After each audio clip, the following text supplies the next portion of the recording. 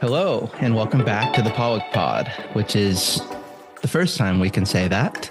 My name is John Ochoa. I'm joined once again with Ron Rogness, GAP's Director of Industry Relations, Fishery Analysis, and Partnerships. And we're also joined with another guest today, Hannah Lindoff. Thanks for having me. Yeah, it's great. We're very lucky to have you here. And, given the news with SeaShare and just who you are, we thought it'd be a great idea to have you on. And if, we could jump into a little bit of a background on who you are, I think it'd be great to give the listeners a little bit of an idea of you. And Hannah, before you launch into your professional work in the seafood industry, I discovered through this process that you are an author of children's books. I guess more than one? Yeah, 3 actually. Well, congratulations. I went online and ordered a copy of Mary's Wild Winter Feast that's available on Amazon. The artwork looks amazing. So tell us just a little bit about your work as an author. Sure. Well, my undergrad degree is in English, and I actually got my master's in creative writing, which has been incredibly helpful in marketing Alaska seafood and trying to tell the Alaska story. But also, I did that just because I enjoy writing and I wanted to be better at it. Mm-hmm. I have 3 children of my own and was, when you have small kids, you read to them a lot. And I started getting frustrated with some of the books that I was reading because they just presented a life that is unrealistic to us here in Alaska, just in small ways, like, just having a humongous backyard that's full of grass that is not wet. And, that's just something I've never had. And it makes you feel like you're missing something when you're a child and you are constantly presented with things that are not a possibility for you. So I decided to write a book about what's great about growing up in Southeast Alaska. So that's when I wrote Mary's Wild Winter Feast, 100% basing it off of my husband, because he is very into hunting and gathering. He's Tlingit, and it's just really part of who he is as a person, and it makes for a lot of adventures. Everything with him is an adventure, let me tell you.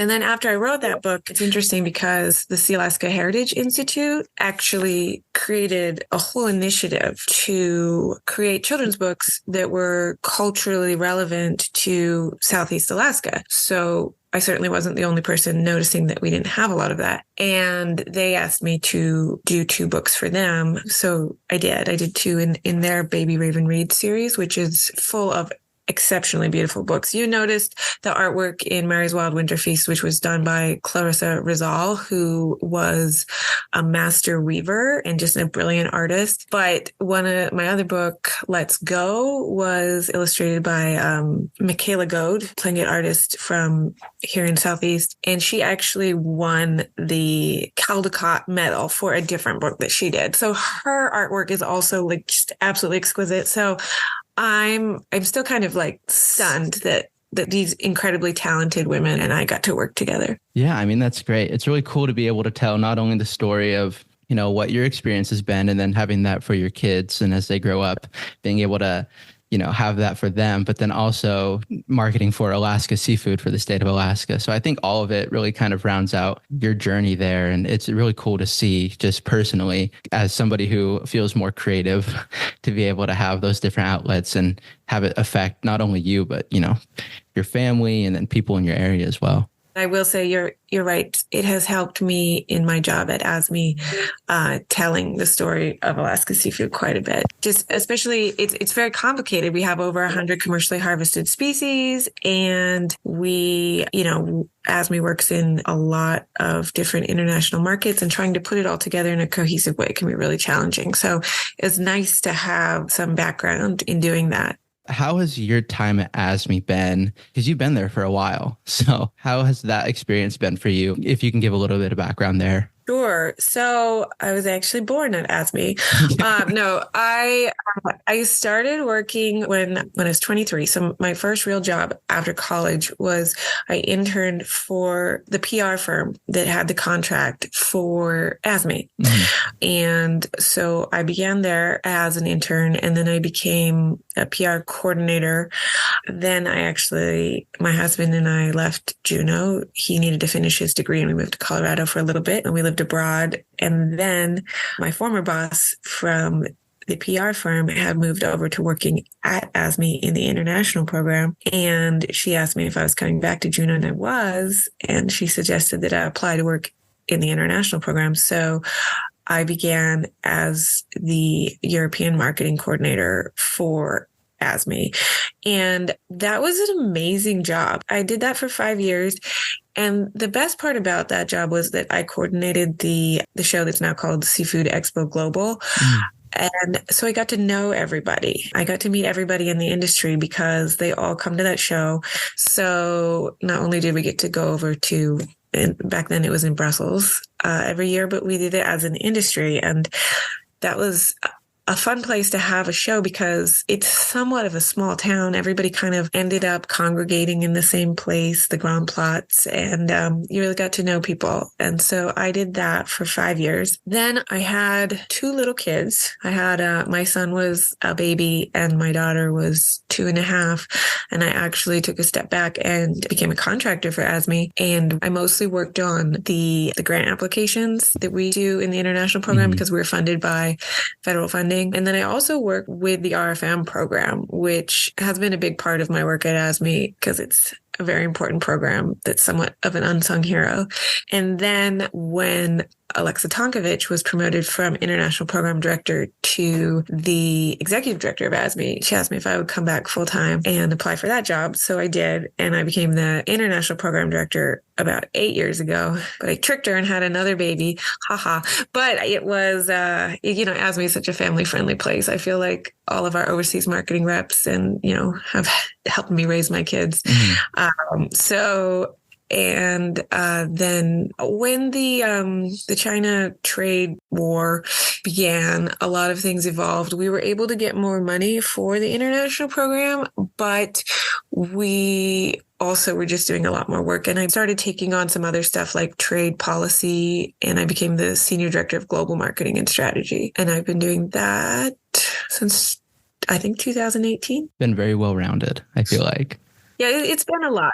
So Hannah, wild Alaska pollock is a highly traded commodity. 88 to 92% of surimi is exported. Anywhere between 58 and 75% of fillet block is exported. Virtually all of the roe is exported. Yep. What have the challenges been and what have the rewards been in creating opportunities for wild Alaska pollock overseas? That is a great question, Ron. And I think one thing that we really have to acknowledge is how much the Alaska pollock industry has evolved their product mix. I have seen, because I've been with ASMI for 15 years, an incredible shift in pollock and the innovation that this industry has worked on, that it's made it actually a lot easier to promote wild Alaska pollock as a center of the plate item because of the work that the industry has done. When I started in 2008, it was all about the roe. It was all about mentaiko. And that's not the case anymore. I think, wild Alaska pollock is a center of the plate item. What is challenging, and this is one thing that I think that, is a big lesson for us as an industry, is if you look at something like mentaiko and declining consumption, which it's gone back and forth. And, that was a product that was really reliant on an occasion, a gift-giving occasion. It was very traditional. It had its moment. And I get worried in general about the seafood industry when I think about how much we rely on Lent. And will that last forever? Will we be able to have that traditional association with seafood consumption at Lent forever? Or is it slowly every year kind of, bleeding out? And because that's what a lot of those traditions change. And that's what we saw, with mentaiko in Japan. And we now are looking at, different ways to eat mentaiko, but it's hard to ever get that value back to the way it used to be such a treasure. And so I think that is a lesson learned. that, we need to diversify eating occasions for seafood. And so one thing we've done in Europe is we've created Wild Alaska Seafood Month in the month of January to really tie the health messaging to New Year's and New Year's resolutions. It's your resolution solution. You can do something good for you and something good for the planet by just, having some Wild Alaska seafood, a couple times a week. So, don't have to do dry January. You don't have to kill yourself at the gym. Just have some fish.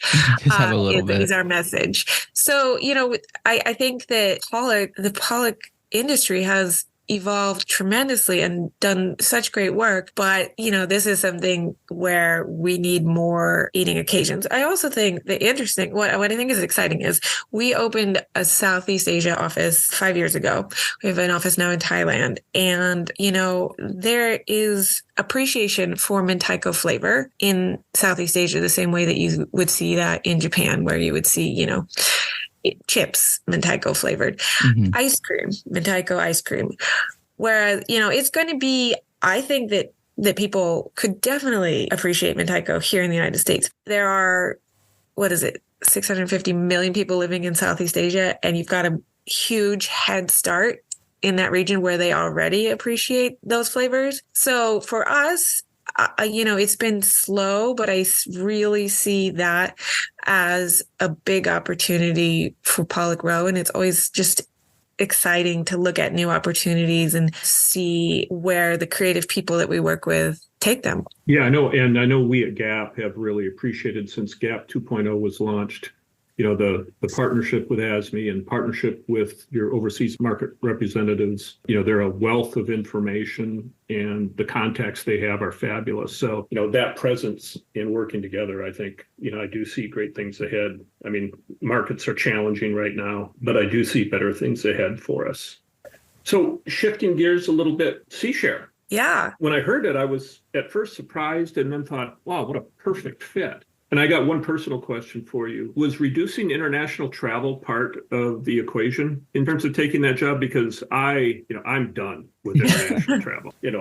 Some of my fondest memories, like you, are having dinner with like Rasmus Sorensen or some other friends that we've made along the way, kind of casual dinners. Once the show's over, everybody's relaxed. And I just treasured those. But tell us a little bit about what went into the decision to go ahead and pursue this new chapter. Yeah, for me, I feel like international travel is the highest highs and the lowest lows. You might be, you have this absolute amazing experience, but your kids are at home and they're not there, looking at whatever it is that you're doing. And it's always like at night or because you're working all day. So I'm really going to miss international travel. I have been so fortunate to see so much of the world in sort of a curated way where I have contacts on the ground and they're helping me. Even if you're seeing Thailand by night because you worked all day, it's still really cool. But I'm telling myself that I will continue to be a global citizen. I will just travel less, but be able to do it with my family. Because the truth is, SeaShare has such an amazing mission that if I think about what do I want to do with my life, and the question is, well, do you want to go on some trips that will have some really high highs and some fairly depressing moments, which that's not just what ASMI is, or do you want to help feed, people in need and make sure that they receive the kind of nutrition that Alaska seafood products or seafood products in general can supply? And I think, working at ASMI, once you've kind of been indoctrinated and I know all of the facts about, how important it is to eat seafood and how many servings you need to have and how it's helping your brain and it's helping your immune system and it's helping your eyes. And, it's important for pregnant mothers. It's important for children. Once you know that, you have to be an evangelist. And so I am just really moved by the mission of SeaShare and excited to work on helping those who are in need have access to this healthy protein. Just for people who don't know, who might be listening, do you think you can give a little bit of a rundown on what SeaShare is? Yeah, of course. So SeaShare's mission is to engage the seafood industry in a collaborative effort to improve nutrition for people served by food banks and feeding centers. So SeaShare brings together the seafood industry to take, donations and get them into food banks and feeding centers in general. And one thing that's interesting is that there's a lot of different ways to donate to SeaShare, to work with SeaShare, to be part of the SeaShare family. And so, when I was talking with Jim Harmon, who's the current executive director, he said, what I like about this job is I do something different every day. And that's something that's the same as at ASMI. It's something different every day. So that's exciting. How do you think your experience in, I guess, not only being in Alaska, but also with just your marketing experience at ASMI, how do you think that will play a role into SeaShare? Because from what I've known about SeaShare from before is that, they're a great organization. They're able to help so many people that I think there's a great message to share with SeaShare of being able to give back to different communities, different families. So how do you think being able to share that message in a more proactive way will kind of feed into, I guess, the next chapter of SeaShare?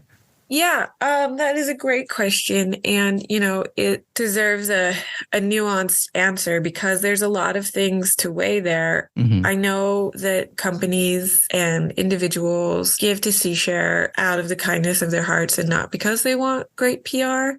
I think that being part of a good story and making sure that that good story is available and a little bit more out in the open is important. But I also really believe that there's one thing that we know I know a lot of things about marketing, I'll be honest. But one thing that's really important is that, it's not about telling your own story. It's people seeing what you're doing. It's earned media, not paid media. And a way to start, getting messaging out is just keep doing what you're doing and, do more in Alaska, I think is something that's important to me. But it's also important to me to continue working with all of our partners in the lower 48. So I've given myself a challenge of just trying to hopefully be able to distribute more in general. I don't think people realize just how many seafood meals SeaShare has donated. I read the other day over 250 million meals. It's a great program. I've enjoyed watching it from its inception. I don't remember the year it started. I don't, Hannah, if you recall.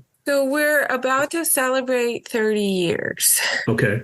Yeah, so it was about 10 years after I got involved in the Alaskan pollock and the Alaskan seafood industry. And I know it had humble beginnings, but you think of that many meals, it's just one of the most terrific stories that we've had in our industry. And I know Jim's done a great job, and I'm thrilled to see you come on board and lead the organization and take it forward.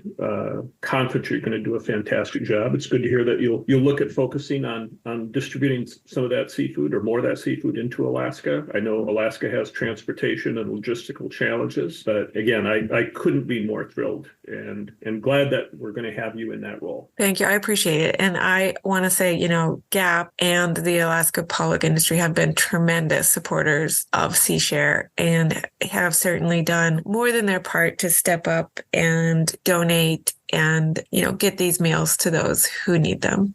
What do you think you're looking forward to most in this role? That's a great question.